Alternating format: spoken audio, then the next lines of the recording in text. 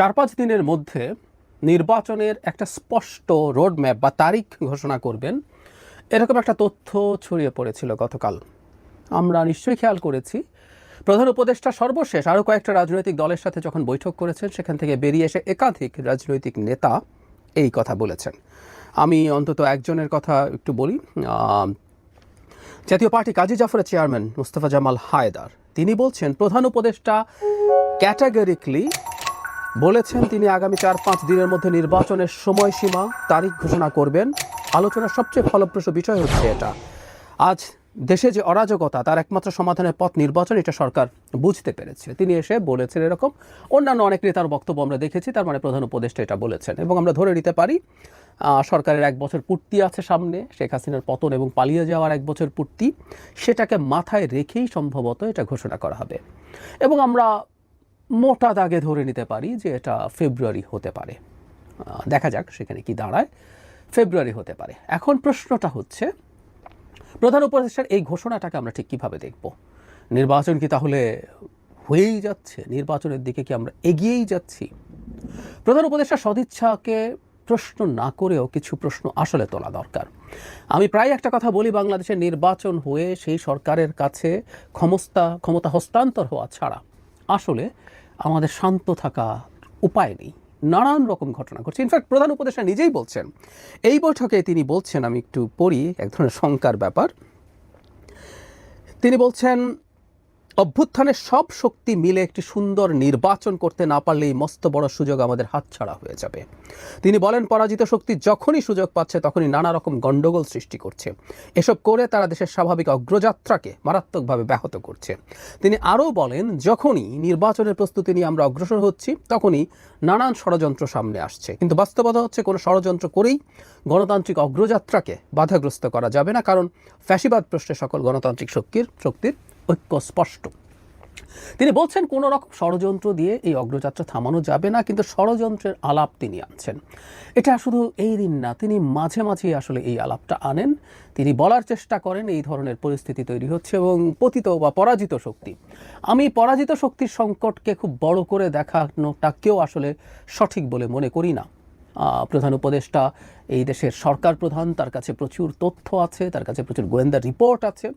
সেটার ভিত্তিতে তার জানার কথা এক্স্যাক্টলি প্রবলেমটা কতটুকু আছে। কারণ কেন বলছি, আমি আগে বহুবার আমার অনেকগুলো ভিডিওর মাঝে মাঝে বলার চেষ্টা করেছি যে আওয়ামী লীগ যে পর্যায়ের শক্তি তাদের এখন আছে, কয়েকটা নির্দিষ্ট জায়গায়, গোপালগঞ্জ, ফরিদপুর, এরকম আরও কয়েকটা জায়গা হয়তো আছে যেখানে তারা খানিকটা অ্যানার্কি তৈরির চেষ্টা করতে পারে।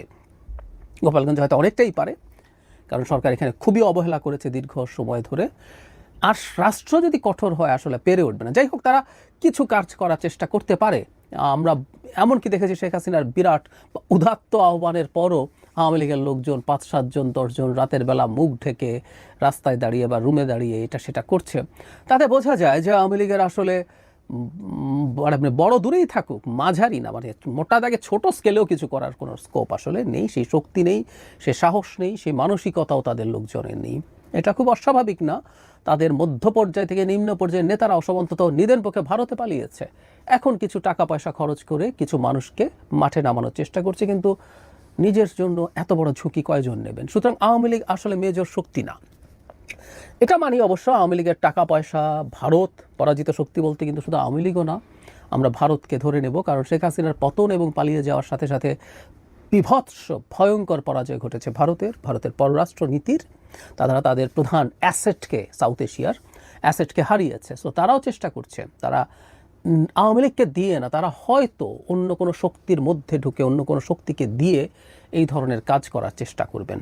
এবং প্রধান উপদেষ্টা যত যাই বলুন না কেন, এই অনিশ্চয়তা সামনে আনাটাকে আসলে আমরা পছন্দ করব না। কারণ তিনি কয়েকদিন আগেই নিজে এমন কথা বলেছেন, আমি আরেকটা এরকম কয়েক দফায় তো তিনি দলগুলোর সাথে বসেছেন, আরেকটা দলের সাথে, আরও কয়েকটা দলের সাথে বসার সময় এরকম অবস্থায় তাহলে কিভাবে নির্বাচন হবে এই ধরনের একটা আলাপ করেছিলেন একজন রাজনৈতিক নেতার বরাতে। আমি সেটা নিয়েও ভিডিও করেছি। তার মানে তিনি কিন্তু এর মধ্যে এই ধরনের কথাবার্তা বলে যাচ্ছেন। এবং যেটা জরুরি কথা, যে পরাজিত শক্তি বলি, পতিত শক্তি বলি, যারাই যা করার চেষ্টা করুক, আইন শৃঙ্খলা রক্ষা নিয়ে যে খুব ইন্টেন্সিভ কিছু করার চেষ্টা সরকার করছে তা কিন্তু না। আমি বরং ব্যক্তিগতভাবে আওয়ামী লীগকে যতটা দায়ী করব নির্বাচন বানচালের জন্য, তার চাইতে বেশি দায়ী করব যারা এই সরকারের থেকে, সরকারের আশপাশে থেকে সরকারের সুফল মানে অন্যায় সুফল ভোগ করছেন তাদেরকে। বৈষম্য বিরোধী ছাত্র আন্দোলনের একজন নেতা চাঁদাবাজি করতে গিয়ে যখন ধরা পড়েছেন, তখন তার ফেসবুক স্ট্যাটাস নিয়ে লোকজন প্রচুর ফেসবুকে সেখান থেকে স্ক্রিনশট তুলে দিয়েছেন। তিনি নির্বাচন দেখতে পারেন না একদম। উনি অত্যন্ত নিচু পর্যায়ের একজন মানুষ হলে আমরা এই জায়গাটা, এই প্রবণতাটা খেয়াল করব, কারা নির্বাচন পছন্দ করে না। আমরা বলেছি খোলাখুলিভাবে এই সরকারের ওপরে বিএনপিরও খানিকটা প্রভাব আছে, জামায়াতের অনেক আছে, এনসিপিরও অনেক আছে।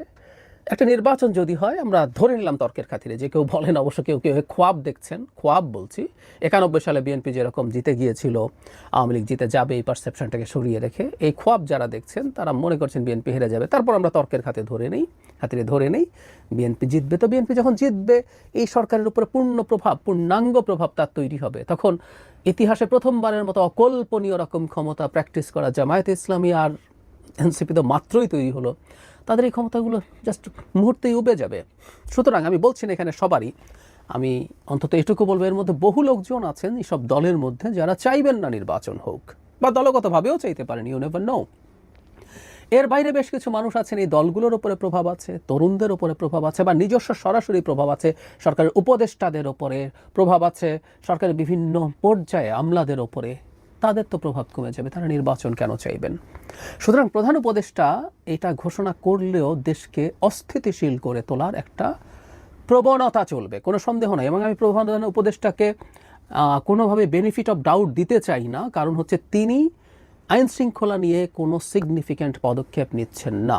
নিদেন পক্ষে যিনি স্বরাষ্ট্র উপদেষ্টা আছে, তার ব্যর্থতা, উনি ভালো মানুষ হতে পারেন, শুনি উনি ভালো মানুষ, ঠিক আছে, কিন্তু উনি ব্যর্থ হচ্ছেন। ব্যর্থতার জন্য তার ক্যাবিনেটেরই আর কাউকে অথবা বাইরে থেকে দায়িত্ব দেওয়া উচিত। ইভেন একজন বিশেষ সহকারী আছেন, দুজন মিলেও যদি পেরে না ওঠেন, দুজনকেই পরিবর্তন করে সেই চেষ্টাটা করা দরকার। তাহলে আমরা বুঝবো যে জিনিসটা ঠিকঠাক মতো এগোচ্ছে। কারণ আমরা সামনে এটা দেখব, এটা আমরা কনফিডেন্টলি বলতে পারি।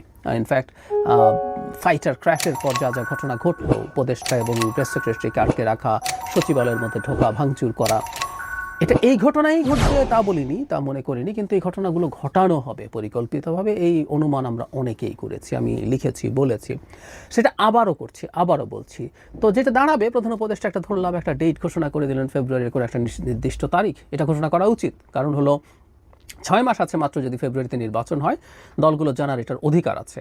বিএনপির তো আছেই, তারা বড় দল, তাদের হয়তো প্রস্তুতি বেশি, কিন্তু যারা অত বড় দল নেই, ইভেন এনসিপি যে সামান্য বয়স যে দলটা, সেই দলটা 2 মাস বেশি পাবে না কম পাবে, এটা এপ্রিলে না ফেব্রুয়ারিতে, এটা জানা তার জন্য দরকার। কারণ 6 মাসের মধ্যে তার ক্যান্ডিডেট গোছাতে হবে, তার প্রস্তুতি নিতে হবে। সো এই ঘোষণা চলে আসতে হবে। এখন দেয়া হলো, কিন্তু ওই যে বললাম, প্রেক্ষাপট বা পরিস্থিতি তৈরি করা হলো, বিশেষ করে আইন শৃঙ্খলাকে কেন্দ্র করে, যেটা আসলে নির্বাচন হবে কি হবে না, এই শোরগোল মাঠে থাকা রাজনৈতিক দলগুলো তোলার সুযোগ পাবে। এবং সরকারের নিষ্ক্রিয়তা, আমি যদি সফট ভাষায়ও বলি, যদিও আমি মনে করি সরকারের একটা অংশ আসলে এটার সাথে জড়িত আছে, এই পরিস্থিতি খারাপ হতে দেওয়ার পক্ষে। কিন্তু যদি ইউফেমিস্টিকলিও বলি যে সরকারের নিষ্ক্রিয়তা এই ধরনের আইন শৃঙ্খলার অবনতি ঘটাতে পারে, এবং এই ঘটানো হলে নতুন পরিস্থিতি তৈরি হতে পারে। কারণ দলগুলো তখন বলবে আমরা এইভাবে নির্বাচন করতে পারি না। এর মধ্যে এনসিপি আইন শৃঙ্খলার কথা বলছেন, জামায়াতে ইসলামের আমির বলেছেন, একাধিকবার বলেছি যে এইভাবে কীভাবে নির্বাচন হবে, সেই পরিস্থিতি তৈরি হতে পারে। সুতরাং প্রধান উপদেষ্টার এই যে ঘোষণার সম্ভাবনা, সেটা হয়ে যাওয়া ভালো আমি মনে করি, আমরা অ্যাপ্রিসিয়েট করি, আমরা দেখতে চাইবো, তার সদিচ্ছা আছে। কিন্তু এটার কারণেই সব হয়ে গেছে, এতটা সন্তুষ্ট থাকা যাবে না।